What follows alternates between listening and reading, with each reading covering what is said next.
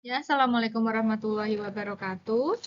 Pada kesempatan kali ini, kita akan belajar tentang salah satu distribusi kontinu, yaitu distribusi eksponensial. Nah, distribusi eksponensial itu adalah distribusi kontinu yang merupakan bentuk khusus dari distribusi gamma, di mana nilai parameter alfanya sama dengan 1. Di sini ada beberapa karakteristik penting dari distribusi eksponensial. Yang pertama adalah kurva dari distribusi eksponensial itu condong ke kanan. Dan nilai X-nya itu mulai dari 0 sampai tak hingga. Ya, nilai X-nya itu mulai dari 0 sampai tak hingga. Puncak kurvanya berada pada saat X sama dengan 0. Dan kurvanya akan terus turun menuju ke 0 seiring dengan bertambahnya nilai X. Ini ada beberapa contoh gambar kurva untuk nilai theta tertentu ya. Ini bisa dilihat di gambar kurva yang ada di tampilan. Selanjutnya kita punya definisi. Peubah acak kontinu X itu berdistribusi eksponensial dengan parameter theta jika fungsi kepadatan peluangnya berbentuk seperti ini. 1 per theta E pangkat min X per theta untuk X-nya positif dan bernilai 0 untuk X yang lain. Di mana rata-rata dari distribusi eksponensial itu adalah theta dan variansinya theta kuadrat. Nah, bentuk fungsi kepadatan peluang ini yang menggunakan theta ini adalah bentuk scale parameter. Namun, kita juga bisa membuat bentuk fungsi kepadatan peluang yang berada pada bentuk yang lain dengan menggunakan lambda. Nah, yang dengan menggunakan lambda itu istilahnya adalah rate parameter. Jadi, fungsi kepadatan peluang distribusi eksponensial selain dalam bentuk theta, dalam bentuk scale parameter, dia juga dapat disajikan dalam bentuk rate parameter lambda, di mana lambda itu sama dengan 1 per theta. Sehingga fungsi kepadatan peluangnya dapat dibentuk menjadi seperti ini. Lambda E pangkat min lambda X. Untuk X-nya positif dan bernilai 0 untuk X yang lain. Nah, jadi jika dinyatakan dalam rate parameter, maka rata-ratanya akan menjadi 1 per lambda, sedangkan variansinya adalah 1 per lambda kuadrat. Ya, ini adalah beberapa rumus yang perlu Anda perhatikan nanti untuk mengerjakan soal-soal di masalah distribusi eksponensial. Nah, berikutnya, peluang panjang selang waktu kejadian pertama terjadi sampai melewati X itu sama dengan peluang tidak ada kejadian. Nah, kita punya lagi rumus untuk fungsi distribusi kumulatif X itu adalah seperti ini ya. Peluang untuk terjadinya kejadian antara 0 sampai X itu adalah 1 dikurangi peluang kejadian X lebih besar dari X. Nah, itu kalau dihitung akan memperoleh hasil seperti ini. 1 min E pangkat min lambda X. Di mana lambda tadi apa? Lambda itu adalah 1 per theta ya. Kemudian fungsi densitasnya itu adalah turunan dari 1 min E pangkat min lambda X, yaitu lambda E pangkat min lambda X. Ini adalah fungsi padat peluang distribusi eksponensial dengan lambda sama dengan 1 per theta. Nah, di sini kita punya contoh. Peubah acak X menyatakan lamanya jangka waktu suatu alat berfungsi. Ternyata dia memenuhi distribusi eksponensial dengan theta sama dengan 1500. Ya, ini adalah theta 1500 parameternya. Satuannya jam. Tentukan peluang jika suatu alat itu dipilih secara acak dia dapat berfungsi paling lama 1300 jam. Nah, kita lihat solusinya. Baik, jadi karena X itu berdistribusi eksponensial dengan theta sama dengan 1500, maka kita bisa menuliskan lambda itu sama dengan 1/, theta, yaitu 1/1500. Jadi, fungsi kepadatan peluangnya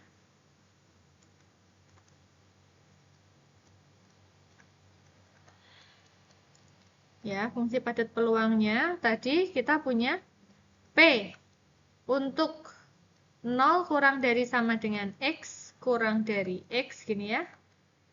Sorry, ini X untuk variabel bebasnya. Ini sama dengan 1 min P untuk X lebih dari X kecil gini ya.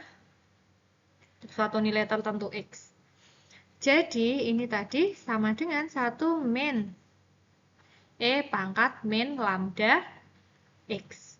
Nah, kita bisa langsung menggunakan rumus ini untuk menentukan berapa peluang jika suatu alat yang dipilih secara acak itu dapat berfungsi paling lama 1300 jam. Ya, 1300 jam berarti bisa kita bentuk menjadi P0 kurang dari X kurang dari 1300. Jadi X-nya antara 0 sampai 1300 jam itu sama dengan berapa? 1 min E pangkat min lambda X. Lambdanya tadi berapa? Lambdanya adalah 1/1500. X-nya berapa? X-nya 1300. Jadi diperoleh 1 min E pangkat min 13/15. Atau kalau kita hitung akan ketemu nilai 0,5796 atau 57,96%. Kalau dengan menggunakan Excel, kita juga bisa menghitung dengan menggunakan ini. Eksponensial ya, dot distribution dot dis. Kemudian kita perlu nilai-nilai X, lambda, dan apakah dia kumulatif atau tidak. Kalau true berarti dicari kumulatifnya. Sedangkan kalau false itu yang tidak kumulatif. Artinya kita mencari untuk nilai tertentu saja pasti sama dengan X, bukan kumulatif. Karena di sini kita mau mencari yang antara 0 sampai 1300. Berarti setiap titik yang ada di dalamnya itu ikut dihitung gitu ya. Makanya kita menggunakan yang true. Kumulatifnya true. Oke, ini kalau kita hitung akan memberikan hasil yang sama 0,57965. Nah, baik di sini yang perlu diperhatikan kalau kita mau menggunakan Excel, yang diketahui apa? Theta. Datanya dimasukkan. Kemudian, karena di dalam rumus exponential distribution itu dia butuh lambda, bukan theta ya. Maka kita harus cari lambdanya dulu. Siapa itu lambda? Lambda adalah 1/theta. Jadi setelah lambdanya ketemu baru bisa kita masukkan ke dalam rumus distribusi eksponensial. Seperti ini. Berikutnya untuk soal yang B. Jika dipilih suatu alat secara acak, berapa peluang alat tersebut berfungsi lebih dari 1600 jam? Jadi kita menuliskannya gini ya, lebih dari 1600. Dia akan sama dengan 1 min P X kurang dari 1600. Padahal P untuk X kurang dari 1600 itu adalah tadi 1 min E pangkat min lambda X. X-nya 1600 ya. Di sini X-nya sama dengan 1600. Berarti kalau kita masukkan ke dalam rumus, akan menjadi seperti ini. E pangkat min, lambdanya, lambda tadi siapa? Lambda adalah 1/, theta, di mana theta-nya tadi sesuai soal adalah 1500. Begini, berarti min 1 per 1500 kali X, X-nya 1600. Jika dihitung akan menjadi 0,344 sekian, atau 34,415%. Dengan cara yang sama menggunakan Excel, kita bisa menghitung. Nah, karena di sini untuk Excel dia adalah kumulatif yang di antara 0 sampai X, 0 sampai X saja. P kurang dari 1600 ini kan 0, X, sampai 1600 saja. Sementara yang mau kita cari kan yang lebih dari 1600. Maka setelah perhitungan dilakukan, yang sama seperti soal A, kita hitung lagi. Berarti P X yang ini antara, kita kan mau mencari yang 1600 ya. P X lebih dari 1600 adalah 1 min P 0 sampai X sampai 1600. Gini, berarti 1 min 0,655846. Kurang yang ini ya. Sehingga diperoleh hasil 0,34415. Yang ini sudah P X lebih dari 1600. Seperti ini. Sementara yang dihitung dengan menggunakan rumus exponential distribution itu baru yang kurang dari. Oke, semoga bisa dipahami.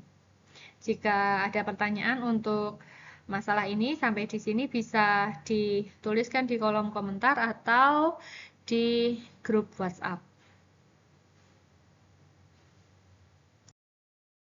Untuk yang nomor J, bagaimana peluang jika suatu alat tersebut dapat berfungsi antara 1400 sampai 1600 jam. Jadi di sini kita tulis P-nya, peluangnya antara 1400 sampai 1600.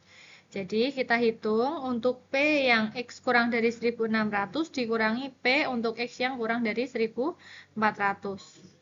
Nah, padahal untuk X kurang dari 1600 sendiri dia adalah 1 dikurangi E pangkat min lambda X. Siapa X-nya? X-nya adalah 1600. Sementara yang 1400 juga sama, dia adalah 1 min E pangkat min lambda X. Dengan X-nya adalah 1400. Ini jika kita operasikan akan menjadi min E pangkat min lambda kali 1600 ditambah E pangkat min lambda kali 1400. Jadi diperoleh di sini min E pangkat min 16 per 15 ditambah E pangkat min 14 per 15. Ini bisa dihitung hasilnya nanti akan menjadi 0,049087. Nah, ini sama halnya jika kita menghitung untuk Excel ya, yang di Excel, kita hitung yang PX kurang dari 1600 dulu, kemudian kita hitung untuk yang X kurang dari 1400, ini perhatikan ya, yang berubah yang mana. Kemudian kita kurangkan hasilnya, yang 1600 dulu dikurangi yang 1400. Seperti ini caranya untuk mencari distribusi eksponensial. Contoh berikutnya, banyaknya bis Trans Semarang yang melewati halte Dr. Cipto setiap jam rata-rata ada 10 bis. Berarti jarak antara kedatangan satu bis dengan bis yang lain atau satu bis dengan bis berikutnya rata-rata berapa ini? Rata-rata 60 per 10 ya, sama dengan 6 menit. Jadi rata-rata jarak waktu antara satu bis dengan bis berikutnya adalah 6 menit. Nah, setelah diselidiki ternyata dia berdistribusi eksponensial. Jika seorang penumpang dia datang tepat pada saat bis sebelumnya meninggalkan halte, berarti dia ketinggalan gitu ya. Berapa besar kemungkinannya bahwa ia harus menunggu sekurang-kurangnya 5 menit sebelum bis berikutnya datang. Sekurang-kurangnya 5 menit berarti apa? P X lebih besar sama dengan 5, gini ya. Nah, sama dengan rumus yang sebelumnya, kita gunakan saja 1 min E pangkat min lambda X.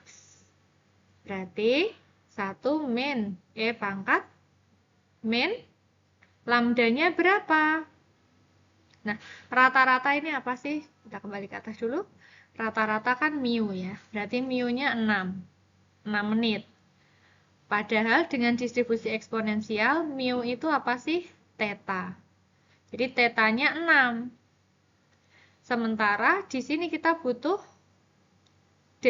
lambda. Siapa itu lambda? Lambda adalah 1/, theta. Berarti sama dengan 1/6.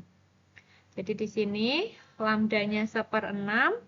X-nya berapa? X-nya 5, karena dia harus menunggu lebih dari 5 menit. Gitu. Jadi diperoleh 1 min E pangkat min 5/6. Seperti ini. Ini kalau dihitung hasilnya berapa ini? Coba dihitung.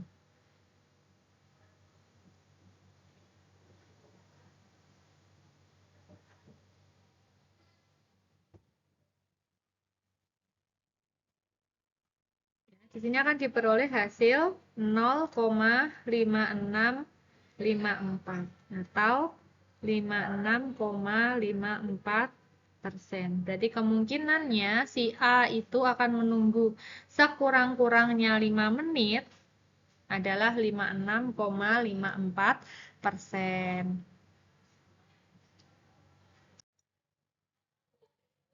Nah, berikutnya kita punya hubungan antara distribusi eksponensial dan distribusi Poisson. Nah, jadi sebenarnya dalam prakteknya itu penggunaan distribusi eksponensial itu ya sama ya pentingnya dengan distribusi Poisson. Kalau yang distribusi Poisson itu peubah acak X-nya dia menyatakan banyaknya kejadian dalam suatu interval waktu.